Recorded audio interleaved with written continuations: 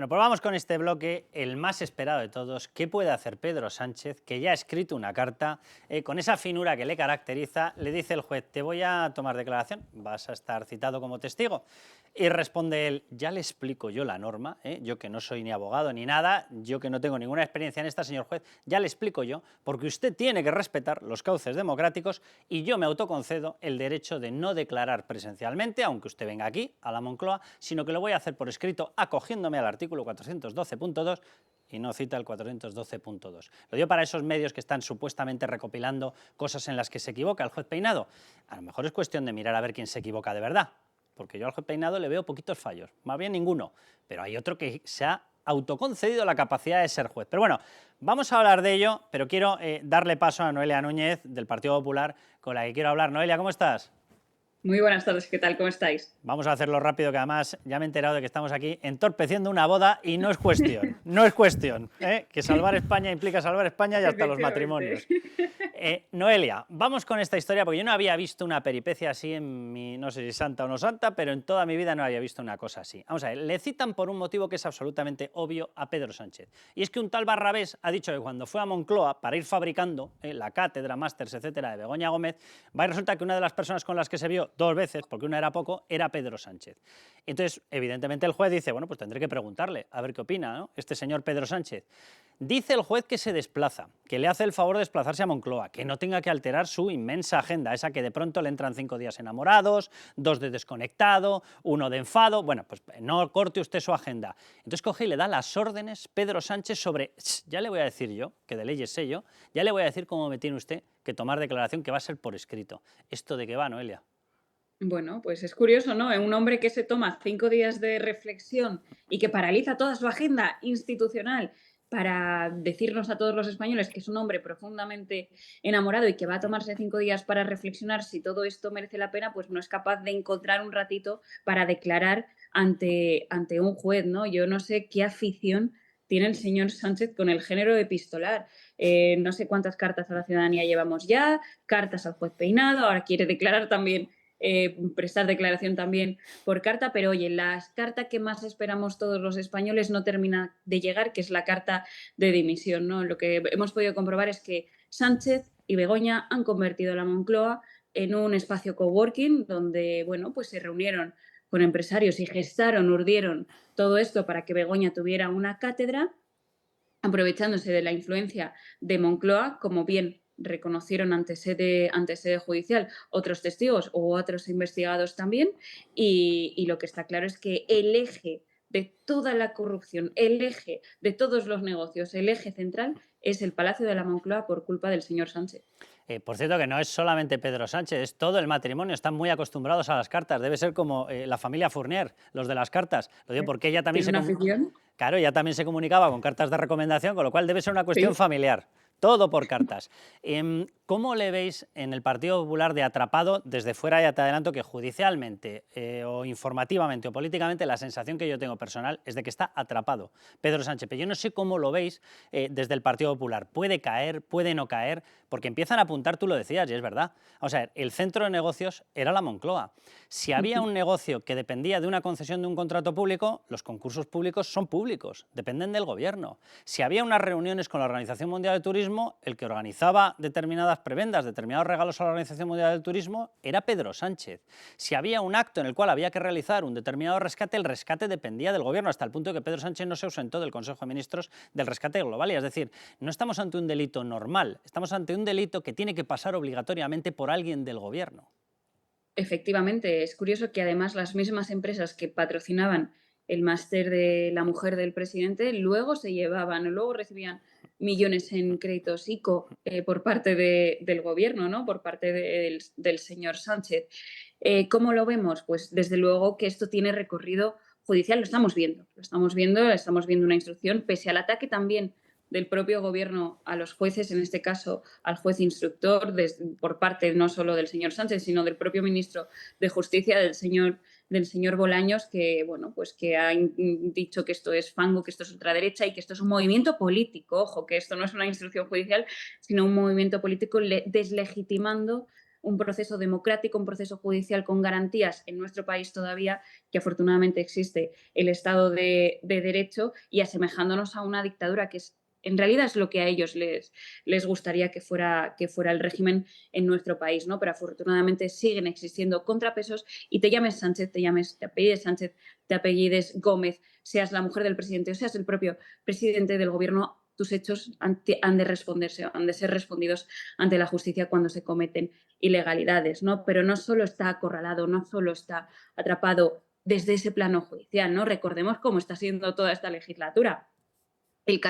Empezó aquel caso Ábalos, que luego degeneró en el caso Koldo y acabó siendo todo el caso del Partido Socialista, por supuesto, todo lo que tiene que ver con el centro de negocios La Moncloa S.A. y luego también todo lo que está pasando con el hermano del presidente, ¿no? El hermano que nadie sabe, nadie le conoce en su puesto de trabajo, que vive fuera de nuestro país para no tributar en nuestro país, súper socialista, todo eso, y que también es de dudosa moralidad y de dudosa legalidad, y que se está investigando también en la Diputación de Badajoz, ¿no? Por lo tanto, aquí tiene varios ejes desde el punto de vista judicial, jurídico y legal, que todos tienen una arista común, tienen un centro común, que es la Moncloa, que es el señor Sánchez, ¿no? Pero además de todo este conflicto judicial que tiene encima el gobierno de Pedro Sánchez, su debilidad queda manifiesta en cada votación, ¿no? En esta semana en el Congreso de los Diputados, por ejemplo, con todo lo relacionado con los objetivos de estabilidad presupuestaria, con el techo de gasto que ha sido tumbado y que dificulta aún más el que haya presupuestos, ¿no? Y eso demuestra que el gobierno es incapaz de legislar, es incapaz de gobernar, es incapaz de solucionar cualquier problema, y desde luego no tiene moralidad alguna por todo lo que estamos conociendo, y está acorralado jurídicamente. Noelia, no te quito más tiempo, que si no los novios me van a echar una bronca de muchísimo cuidado. Por cierto, que además... Pero en este matrimonio no hay conflicto de intereses. ¿No hacen negocios en Moncloa? ¿No No, llaman? en Moncloa no, cada uno tiene su Pobrecicos. actividad. Oye, pues entonces, Ni hay tráfico de influencias ni nada. con más razón, cásales bien, que va a ser lo que tenga, porque claro, si no pueden llamar al rector para que les fabrique una cátedra, que nada, son gente normal, plebeyos, como todos. Son normales, sí. Un beso muy fuerte, Noelia. Muchas gracias, hasta luego. Bueno, pues les presento ya a Miguel Ángel Pérez. ¿Qué tal, Carlos? Luis Fernando Quintero. ¿Qué tal? ¿Cómo estáis? Bueno, pues... ¿En qué grado de...? Vamos, yo lo digo abiertamente. Yo no había visto un caso de corrupción más obsceno, lo digo abiertamente, en sus indicios, señores de la Fiscalía, estos pasivos que se les caen las manos, la lengua, las preguntas, no preguntan nada cuando pasa Begoña Gómez, pero luego tienen unos despertares de mucho cuidado dependiendo de lo que digas en una tertulia. Bien, a nivel indiciario no había visto un caso más obsceno en mi vida, ni había visto una actitud más obscena de intento de control de medios y de jueces y de ataque a la judicatura, y más obscena incluso de defensa política. No lo había visto. Pero vamos a centrarnos, Miguel Ángel, que yo creo que es lo que la gente se está preguntando, ¿qué puede ocurrir en esa citación? Vamos a explicarlo paso por paso. El juez le cita, desde mi punto de vista, no sé si lo compartes, Miguel Ángel, es lo más normal, de hecho, lo imprescindible. Si hay otro testigo que ha pasado a ser imputado, Barrabés, que vaya, resulta que lo que te dice es, oiga, en una de mis visitas yo me vi con Pedro Sánchez, y son sobre los hechos investigados, le tienes que dar la oportunidad de dar su versión a la persona citada, y esa persona citada es Pedro Sánchez, pero ¿cómo no lo vas a citar?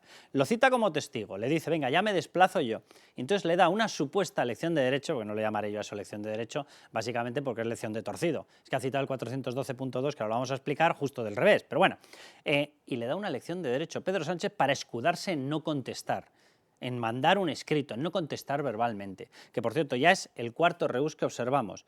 Begoña Gómez, cuando salió corriendo, no dio ninguna información. Begoña Gómez, cuando se negó a declarar, no dio ninguna información. Begoña Gómez, cuando fue solicitada o reclamada información por parte de la Complutense, no contestó absolutamente nada, de hecho sigue sin contestar, y ahora este señor pretende contestar con una especie de galleta de estos, de cartel que te vienen las galletas de los telechinos. Bueno, la verdad es que este caso es anómalo en muchos aspectos, Carlos, desde el punto de vista de lo que se está investigando ya es surrealista, ¿no? Como la defensa de Begoña Gómez en un escrito reconoce abiertamente que la Moncloa se ha convertido en su lugar de trabajo con total naturalidad y tranquilidad. O sea, es que están acostumbrados a eso, ellos creen que eso es lo normal, convertir la Moncloa en el, como decía Noelia Núñez, en el coworking de Pedro Sánchez y de Begoña Gómez, ¿no? La citación, pues la verdad es que también plantea a muchos interrogantes, Carlos, porque, por ejemplo, todavía no se sabe exactamente qué va a pasar con las acusaciones. Es decir, no se sabe si las acusaciones exacto. populares tienen que estar presentes o no, si va a Claro, estar una... las si entran acusaciones por... populares tienen derecho a preguntar. Efectivamente. Entonces, ¿cómo haces la pregunta si es por escrito? Y la cuestión es, ¿van a ir a la Moncloa? Entran por videollamada desde Plaza Castilla, luego... También crucial, obviamente, ¿qué va a hacer Pedro Sánchez? ¿Va a intentar no abrir la boca intentando justificar y teniendo la coartada del artículo 416? Te diría una cosa, va a intentar, cuando has dicho va a intentar no abrir, pensaba que ibas a decir la puerta. A ver, cuidado, porque la primera escenita que podemos tener es la de la apertura de la puerta, porque si él considera que tiene derecho a que no llegue, el juez, ¿qué va a hacer? Es que no lo sé. O sea, que estamos hablando de una persona que se considera con derecho a reescribir la Constitución, a reescribir el Código Penal, a reescribir la Ley de Enjuiciamiento Criminal. ¿Qué va a hacer? Bueno, es que, Carlos, es que es una persona que no está personada en la causa y que manda una carta personal encabezada con el título presidente del gobierno a un juez diciéndole que no, que a él le tienen que citar como él considera que le tienen que citar, es decir, como presidente del gobierno para poder declarar por escrito y no como esposo de Begoña Gómez, que por eso el juez Peinado acude a la Moncloa. Y la verdad es que todos son incógnitas porque, como tú decías, ¿va a abrir la Moncloa la puerta al juez Peinado? ¿Van a dejar pasar las acusaciones populares unificadas en Vox a la Moncloa para preguntar? Y luego Pedro Sánchez, ¿cómo va a ser su estrategia en esa declaración? Porque si finalmente es en la Moncloa ante el juez Peinado, va a acogerse al artículo 416 de la LECRIM para intentar no contestar nada, que a la vez eso también va a servir para decir, oiga, este no quiere contestar nada porque aquí hay mucho. Hay mucho que les puede incriminar, hay mucho que le puede señalar a él y a Begoña Gómez, y utiliza el truquito del artículo 416 de no, es que esto como afecta a mi mujer yo no contesto, pero es que eso también en un momento dado se le puede volver en su contra, y esto no deja de ser el primer paso, se le ha citado como testigo, pero veremos a ver. A ver, para que ustedes lo tengan claro, porque habrán escuchado un montón de barbaridades, perdón, pero lo digo así, para empezar, la propia carta, el propio escrito del presidente del gobierno dando lecciones a un juez. El 412.2 de la Ley de Enjuiciamiento Criminal dice que efectivamente un presidente del gobierno tiene derecho a no declarar verbalmente, a no tener el trámite que tienen todo el resto de personas, bien, y que lo puede hacer por escrito con una condición, que los hechos de los que tiene que testificar, en condición de testigo, testificar, esos hechos haya tenido conocimiento de ellos en condición de su cargo de presidente del gobierno. Lo digo literalmente, si ha tenido conocimiento de las reuniones con Barrabés en su condición de presidente del gobierno, el delito de tráfico de influencias debe estar más o menos ya certificado en un 80-85%. Porque entonces todo lo que ha dicho Begoña Gómez es mentira. Según Begoña Gómez, ella estaba allí, porque que hay, pues tiene por un lado el dormitorio, por otro lado tal, por otro lado está la reunión del Consejo de Ministros y en otro lado tiene su mesa de trabajo. Esta es la versión esotérica, pero bueno, al estilo Begoña Gómez. Bien, y que claro, es su sitio de trabajo habitual y por ahí van pasando ministros y va pasando el presidente del gobierno, vamos, lo que viene siendo un sitio de trabajo normal, ¿verdad? Bien, bueno, pues según ella, en ese momento de por aquí pasa cualquiera, pues pasó Pedro Sánchez en su condición de que vive ahí, que está por ahí. Eso no es en condición de presidente del gobierno. Si tú entras en una reunión en condición de presidente del gobierno, es que has asumido que lo que se habla en condición de presidente del gobierno. Ergo, se estaba hablando de cómo crearle la cátedra por parte de Barrabés, que le ayudó, o vaya usted a saber si estaban ya hablando de los concursos públicos en su condición de presidente del gobierno. ¿Cuántas de las empresas que optaron a conseguir ese concurso público tuvieron una interlocución directa con el presidente del gobierno? ¿Cuántas? ¿Cero? Pues ya está, respondida. O sea, evidentemente alguien tuvo una influencia que no tuvieron todos los demás. Bueno, pues eso es lo que está argumentando el presidente del gobierno. Dice, no, en mi condición de presidente del gobierno, pues entonces usted a lo mejor, en vez de ser citado como testigo, tiene que empezar a ser citado como imputado. Fíjate, quienes defienden al presidente del gobierno y quienes están defendiendo desde el entorno del presidente del gobierno, ministros, la gente del Partido Socialista, que aquí no hay caso, que todo es una campaña orquestada contra el gobierno, etcétera, etcétera, dicen que todas las acusaciones insultan a la inteligencia y que es evidente que aquí no hay caso. Pero es que el problema es que todas las evidencias apuntan a que hay caso. Y es que hay caso solamente por un hecho fundamental, y es que o sea, cabe la duda razonable de que todos los concursos obtenidos por aquellas empresas que decidieron financiar la cátedra y los chiringuitos que se montaban alrededor de Begoña Gómez era porque habían pagado a esa cátedra y a esos chiringuitos. Entonces, en el momento en el que tú no puedes dejar de dudar de si esos concursos han llegado por los favores previos prestados, ya el delito de tráfico de influencias está ejerciendo su función. Es decir, también quienes defienden a Begoña Gómez y al presidente del gobierno dicen que jurídicamente es muy difícil de demostrar que existe un tráfico de influencias, que esa figura delictiva es muy difícil de demostrar. Pero de nuevo, si resulta que la señora Gómez no hubiera sido la esposa del presidente del gobierno, Barrabés hubiera obtenido los concursos públicos que obtuvo, Globalia hubiera sido rescatada. ¿El rector hubiese ido a la Moncloa si Begoña Gómez no hubiese sido la mujer del presidente? Pues claro que no. ¿En serio? Pues nada, si de veras tienes razón Begoña Gómez y Pedro Sánchez, hagan la siguiente prueba. Cogen el teléfono, llaman a la Universidad Complutense, si quieren el próximo programa les damos hasta el número de teléfono. Llaman y digan, oiga, mire, quiero una yo cátedra. Soy una persona que no tengo titulación universitaria, pero sé, pero vamos, no se hace usted idea de lo que yo sé de, y se inventan el nombre. Ella se inventó transformación social competitiva, pues yo qué sé, desarrollo chupiguay maravilloso, ya está. Y dice, quiero que venga el rector porque vamos a negociar en mi casa porque es su lugar de trabajo, la creación de una cátedra extraordinaria para mí. Hagan la prueba. Luego, acto seguido, cuando oigan las carcajadas, le cogen y le hacen la siguiente pregunta. Por cierto, quiero un software gratis, ¿vale? Porque lo quiero, porque lo voy a desarrollar, que por cierto, el software me lo voy a quedar para mi empresa. ¿Puede ir llamando usted a Google, a Telefónica y a Indra, que quiero que me lo vayan haciendo gratis por un valor de unos 150.000 euros? Hagan la siguiente pregunta. Cuando ya esté muerto de la risa, el interlocutor, entonces le preguntan y dice, estoy pensando que me he quedado corto de presupuesto. Así que casi vaya preparándome un concurso público por valor de 60.500 euros porque no me va a llegar con ese dinero. Y además ya le adelanto que voy a pasar unas facturicas de nada de unos 100.000 euros, por ahora, ¿vale? Vaya preparándomelo todo, que ya si eso se viene para acá, cójase un Uber, se viene para acá y ya si eso me lo va preparando. Si a ustedes le dicen que sí, entonces es que tiene razón Begoña Gómez y Pedro Sánchez. Si les dicen que no, bueno, aparte de haber matado a una persona de infarto de risa, pues evidentemente será que están en la realidad. Algunos empiezan, Carlos, a bautizar este tema ya como caso Moncloa, no caso Begoña Gómez, sino caso Moncloa, Totalmente. porque es evidentemente el papel de Pedro Sánchez. Y yo quiero recuperar esa pregunta que hizo Santiago Abascal en el Congreso, que me parece muy relevante para el caso. Le preguntó a Pedro Sánchez, ¿usted a cuántos CEOs de empresas del IBEX 35 ha recibido en la Moncloa para hacer de mediador con los negocios de su esposa? Pedro Sánchez no quiso contestar. Yo creo que esa pregunta puede estar muy bien tirada, porque aquí ya no hablamos de Begoña Gómez, hablamos directamente de Pedro Sánchez, que podía haber sido el mediador de su esposa para los negocios de su esposa y él encima en condición de presidente del gobierno, con lo cual mucho cuidado con este asunto, porque aquí se está hablando de los contratos a Barrabés, pero y si hay una parte que todavía desconocemos, que es todavía mucho más amplia, que afecta a muchos empresarios y que el que ha cometido esas reuniones, el que ha participado y ha protagonizado esas reuniones es el propio Pedro Sánchez, mucho cuidado, porque lo de Begoña Gómez puede ser solamente el primer peldaño, pero ya el segundo llegamos de lleno a Pedro Sánchez. Vamos con Antonio Camacho y ya que ellos nos llaman pseudomedios, pues su pseudodefensa. Mi representada, doña Begoña Gómez, no ha declarado, no porque tenga nada que esconder, no porque ella no quiera dar explicaciones, sino porque esta defensa le ha recomendado que no se hiciera esta declaración. ¿Y por qué se lo ha recomendado? ¿Porque iba a dar unas explicaciones clarísimas o porque casi mejor que no declare? Bien, vale. Segunda intervención de la pseudodefensa de Antonio Camacho. Es obvio que un juez de instrucción no puede investigar cualquier cosa. Debe delimitar cuál es el objeto de la investigación, porque esta es una garantía para los investigados. Y con la delimitación que ha hecho, y hago referencia al propio juez, a través del auto de 1 de julio, este procedimiento se ha quedado sin contenido.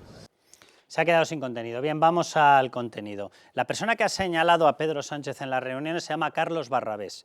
Carlos Barrabés, a través de una de sus empresas, se llama Innovanex, consiguió del antes al después de las cartas de recomendación pasar de 88.000 euros en concursos públicos a 12,7 millones. Multiplicó por 141 veces en pleno COVID la obtención de dinero en concursos públicos. Menos mal que no había contenido. Alguien ha tenido contenido, pero contenido millonario. Bien, Carlos Barrabés le señala en las reuniones. Bien, ¿cómo fueron después los concursos con los que obtuvo dinero?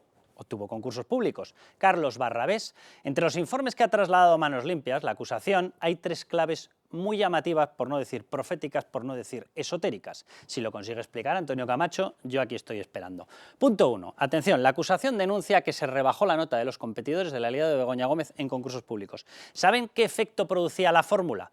La fórmula siempre subía la nota de Barrabés y siempre bajaba la de todos los demás.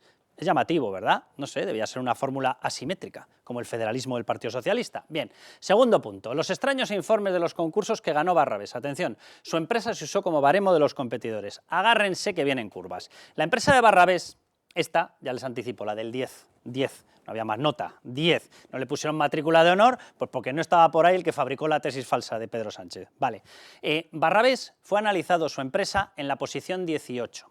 Por delante pasó la 1, la 2, la 3, la 4, hasta la 17.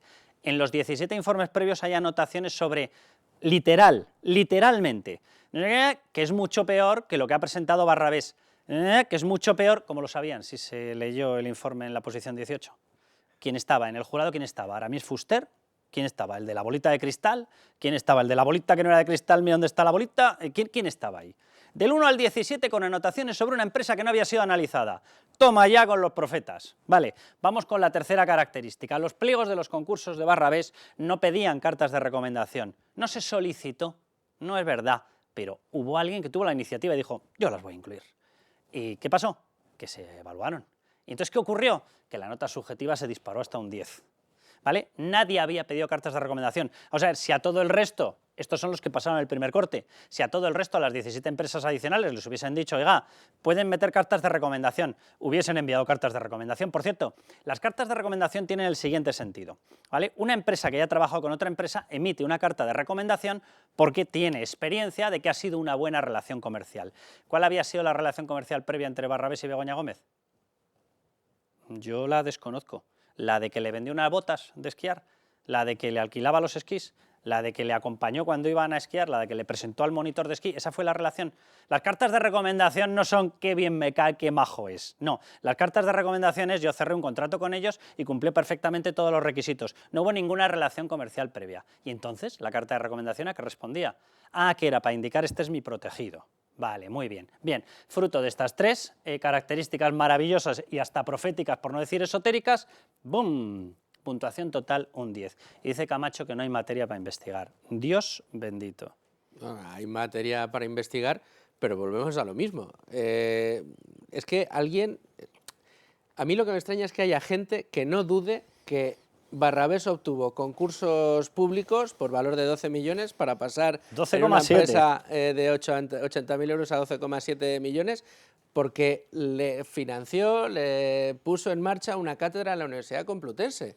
Es que todos aquellos que pasaron, incluidos algunos que quizá no conocemos, como apuntaba Miguel Ángel muy bien, del IBEX 35, a echar una mano a esa cátedra o a las historias o al Africa Center de la señora Begoña Gómez, sabían que tenían una medallita, sabían que tenían un placet, un flyer que le daba entrada en Moncloa y que sabían que para aquellas cosas que iban a necesitar de los concursos públicos iban a tener favor del gobierno. Es que es evidente, es que es inevitable tener que pensar de esta manera. Viendo esas pruebas es inevitable pensar que han obtenido esos contratos porque le hicieron los favores a la mujer del presidente. Bueno, Luis Fer, tú quédate, que nos vamos al siguiente bloque, todas las viviendas del hermano de Sánchez. Muchas gracias, Miguel Ángel.